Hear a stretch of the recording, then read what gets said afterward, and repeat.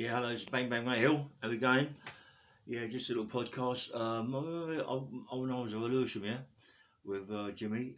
When I first really met him, I met him down at the Beckett.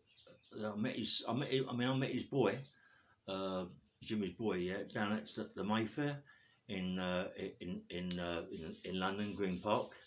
And his boy's a nice kid, you know what I mean? Jimmy's boy's a nice kid. He wants to get on in life. He's a little bit flash, but that's how he is. He's got a lot of money and he spends it the right way. I mean, I went to the Mayfair and I never put my hands in my pocket once, yeah. And he's doing his dad's book and he wants me to write stories about his dad. I mean, I've got big stories about his dad. Me and his dad worked for Enforcer for about, 3 or 4 years, yeah, really. Off and on, off and on. But we've done some bad things, me and Jimmy, you know what I mean? I mean, when you say bad things, I mean, when you got to collect money off people, most of it in them days was gambling debts, you know what I mean? Not like debts that people like really owe lots of money, like underground and all that, but mostly gambling debts. Um, I mean, I'm on about debts of 10 grand, 15 grand, 20 grand, you know, but people get themselves in debt, games in that sort of money, yeah. And I remember when I went Jimmy's time, we went to this club and there was these like 4 or 5 pubbers, bit flash, causes a problem, didn't want to pay us no money, didn't want to give us no money, yeah. Jimmy knocked out one of them come to me and got a bit leery and threw him over the balcony. Broke his arm, broke his leg, split all his back open, and he wound up being a little bit of a cabbage, which I was fucked up for, you know what I mean? I mean, it's not his fault, it's only 15, 20 grand, it isn't worth risking someone's life for that, and it is his life. I mean, that's the rest of his life living in a wheelchair, yeah. And I felt really bad for that, but then we get a good reputation, me and Jimmy, and going around places. I mean, when we used to go down the bottom of the road in a pub, the two ways, obviously we used to meet Terry Coombs, Terry Sharp, Gypsy Tom, fucking Charlie Richardson, all that little firm. And a couple of times Charlie's asked me to go around and see Johnny Critterton. Johnny Critterton used to live in Lingfield. Fucking dangerous man, Johnny Critterton, mate. As he drove around the corner, it's not there no more. Johnny Critterton died, love his art, you know, but he was a dangerous man. As you drive around the corner, they've got these, what's the name, dog kennels, ground kennels, yeah? They used to torture people in these kennels, mate. You know what I mean? With the green acid, yeah? Make people with no eyes and make people swallow it, you know, rip the belly to pieces. Johnny Critton was a nasty man. I think it was for Charlie, I don't know. But, you know, he was like a nasty man, Critton. And he got me involved in quite a few things. Collecting money for him. That time I went round to see the Smiths, that I already told you a long time ago about. Goes in the house to the Smiths and comes to the door with a hand thing. Was going to shoot Smithy, but he wasn't there. Lucky, very lucky. And went back. I mean, come on, this is a liberty what it done to me, yeah? The guy gave me 2 cooking apples, you know? No, 3 cooking apples he gave me. 3 cooking apples? As a fucking drink. People think it's apple cores, 3 No, it was fucking 20, not 25 notes, it was 3 cooking apples. He gave them to me, right? That was a liberty, yeah? And such a liberty, yeah, that, I mean, I like John, I was earning lots of money with John. Let me tell you about Johnny Critterton, yeah? Johnny Critterton, I've told you before, I think, I'm not quite sure. But Johnny Critterton had a beautiful, beautiful house, massive big house right in Lingfield, really big. I mean, the front garden, he had a greyhound stadium, a proper big greyhound stadium, you know what I mean? And in his house was stunning. Toilet downstairs, toilet upstairs. But you know what he used to do? He used to piss outside on the grass, outside his fucking house. Who does that? Who does that? But he was king of the gypsies, Johnny Critterton. One eye to lie there, oh boy, again. That's how he talked.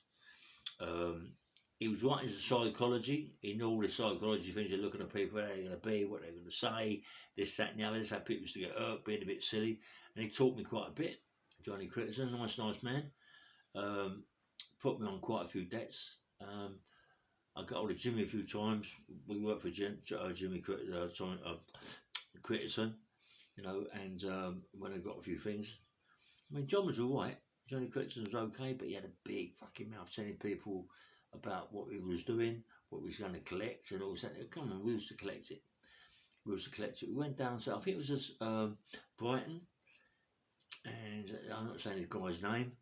Went down Brighton, the old Johnny Crichton had a lot of money over some caravans. Johnny Crichton has a big caravan site. This guy was running it, collecting money each month from his people, and he hadn't paid John. So, well, we had to go down and collect it. And I went sort of down to Brighton with Johnny Crichton. Got all this guy, had a quick little talk to him, you know, what he's got to do, what he ain't got to do, and I'll give him a day to collect the money. Same as Jimmy gave him a day. We was together, went back the next day, and the guy made another story up that he wasn't going to pay the money. This is a bit over the top. Took the guy out of the boat. Mate. Out of the boat and the sea. And we soon got our money. I'm not saying what we done. We got our money back a bit quick. You know what I mean? We took him back there, and he paid us a bit quick. He was under that water for about fucking 5 minutes. Believe me, mate. He didn't want to be under there again for what happened to him, where he was, and the way we tried him up, and whatever. But he paid the money. He had to pay it, and that's what it's about. It's about being an enforcer. It's about getting your own money and doing it the right way or the wrong way. But most of the times it's the wrong way. You can talk to people, be nice to people, but they take that niceness for weakness, yeah. And it happens quite a few times. And you know, that's what we was, enforcers. So we got it. And anyway, at the time, me and Johnny's give us that thing with the Smiths, give me them free cooking. That was this guy, and I knew his son was dealing with drugs, big time with drugs, yeah. So I thought, yeah, okay, you can keep doing what you're doing, mate. So I pulled the kid on. And I took a box of this thing, this kid, and a load of other things, and he got really, really fucking obliged. You know, the person I was with, Gary Francis, didn't muck about, and the kid, you know, believe me, the guy with Johnny Crichton, he wouldn't ever do that again. I mean, Johnny Crichton and these people were looking for him for quite some time, you know, what they were going to do, what they wasn't going to do, and I happened to pull them. I ain't going to have people looking for me like that, you know what I mean? So I was waiting for them down by the stables, but it's got horses as well as dogs, down by the stables, and we obliged him. I had to oblige him, you know what I mean, because as that way he obliged me, and I had to do it, and then that was us finished. It didn't end there. Obviously, I set some people around to where I was, and I had to pull in some people. It looked like me going to get really, really hurt, you know what I mean? I mean, cut a long story short, you know, I mean, from about, I don't know, maybe a foot, 2 foot, I escaped with my life, yeah. I escaped with my life. If I didn't jump while I jumped into the water, I'd have been fucking dead. You know what I mean? It's a matter of 2 feet.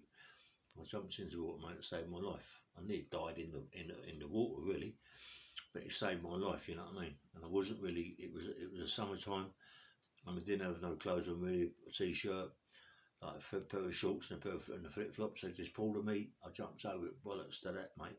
I was gone. But if they'd have took me to the van, I was fucked. You know, they had one of these big these cow fucking things, you know what I mean? A cow prong, you know, electric shock, bosh, and I'd have been fucked, you know.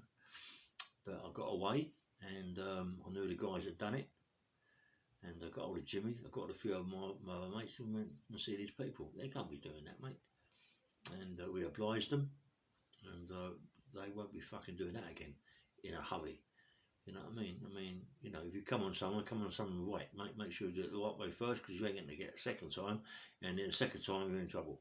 So anyway, as I say, me and Jimmy was together a long time, doing all sorts of things, and I see his son, young Jimmy Jr.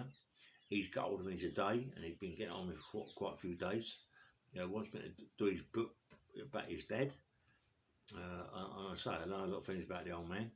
About the old man when he used to train me and fights. Don't we get me and the old man?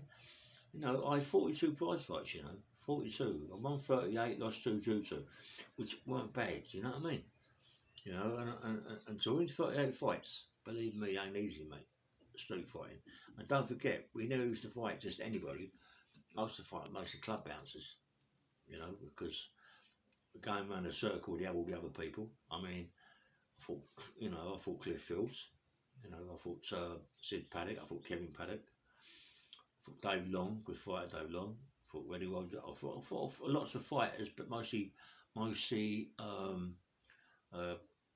people on the door. Yeah, and I didn't really lose any of those. Didn't really fucking lose any. And what I could do was I could bang. You know what I mean? And once I hit someone on the top of the arm, or anywhere around the ribs, or in the head, it's fucking full stop. Hit you on the head, mate. It's good night. Big time tributated, you're going. If I hit you on the chin, you're going. No matter who you are, you're going. If I hit you, you're going to go down. And if you get up, then it's all over. But usually 9 times out of 10, they stay down for their own safety. And as I say, I've got, Jimmy wants to do this book. I'm going to tell him about the old man. When I met the old man down at Thomas of Beckett, the old man, good trainer, mate. Good trainer, Jimmy. But the only thing with Jimmy had to watch, right? He had a little trick, whoop, whoop, and he like quick, very quick with his right, left hand, whoop, whoop, hooks, and he used to really put it on you, give you, the geezer could fucking hit, man. He hit like a mule. I don't know if young Jimmy's got the same thing as him, but I've seen Jimmy on the punch ball, punching the ball. He seems to have a bit of a bang on him, I don't know, but the old man did. When the old man hit you, mate, it was all over. I see him a few people, big heavy people, and they'd go over the top, and and it was good to see. I'll go with Jimmy. I mean, when I was down at Beckett with Jimmy, and Jimmy taught me quite a lot on the pads, and he don't listen. You're not born with a punch. You're born with a punch. You can't make a punch. You're born with that power, and I had the power, and Jimmy took it out of me. And to believe me, mate, I can fucking hit. You know what I mean? That's the gift I've got. Jimmy taught me so much on the pads, combination punches, mate, and on the bag. But sparring, I used to love it. You know what I mean? I told you about Roy Shaw, sparring with Roy. Lloyd Wolfen, I told you about Lloyd Wolfen. Lloyd Wolfen gave me a concussion. This geezer can bang, mate. Lloyd Wolfen is the hardest banger that I've ever been with, that I've ever sparred with, No one who can really fucking hit hard, believe it or not, is my brother Bobby. My Bobby, I've sparred with him a few times, my Bobby can bang. Must be in the family, because my Bobby could bang. I had a few rounds with my Bobby, and he hit me on the chin a few times, and he can bang. He used to hurt me, But that's my brother Bobby. He's a chef. He's not interested in street fighting, prize fighting, or whatever. He's not involved in it, you know what I mean? Which I don't blame him, you know what I mean? He doesn't need that. He's getting good money.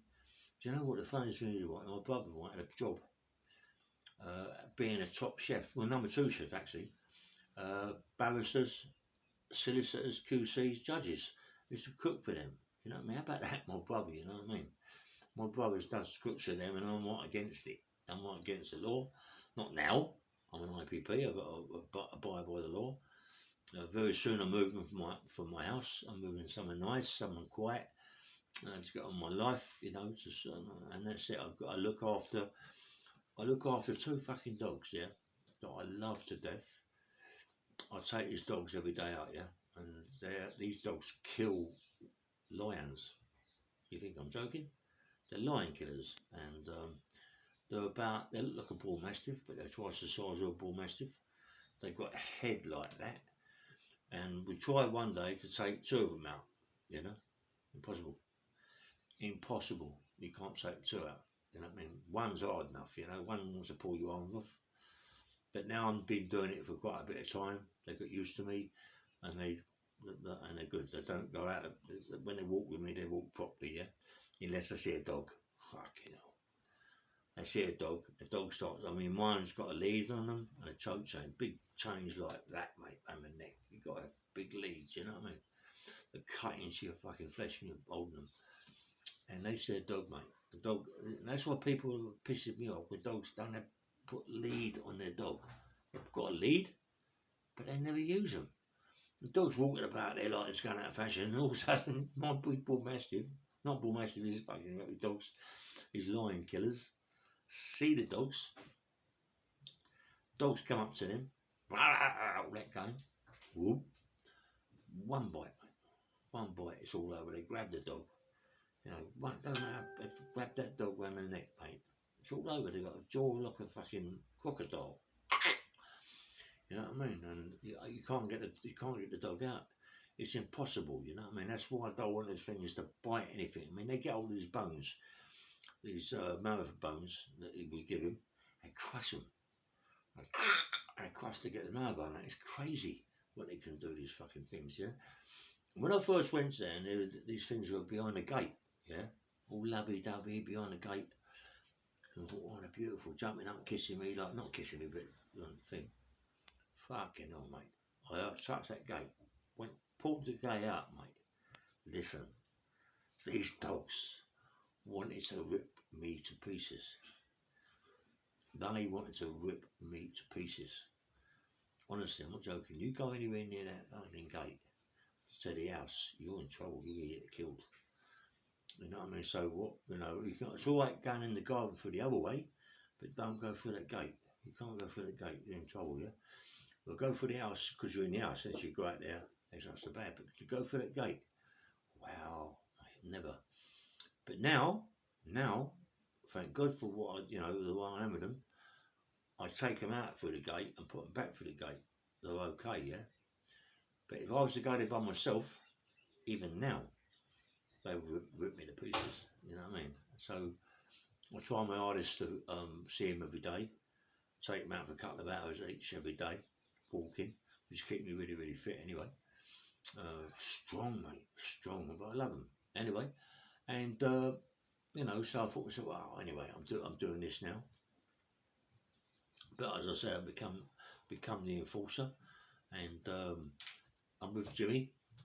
I'm with Jimmy doing what I'm doing, yeah, and I love doing what I'm doing, you know. And we earn a lot of money. And anyway, what I'm going to do now, I'm just going to finish off. Tomorrow I'm going to start about my enforcing, what I was doing in Enforcer, with the company I was with, how I met them, and this, that, and the other, yeah. So until then, take care and love it. And don't forget to like and subscribe, yeah. Okay, bye bye.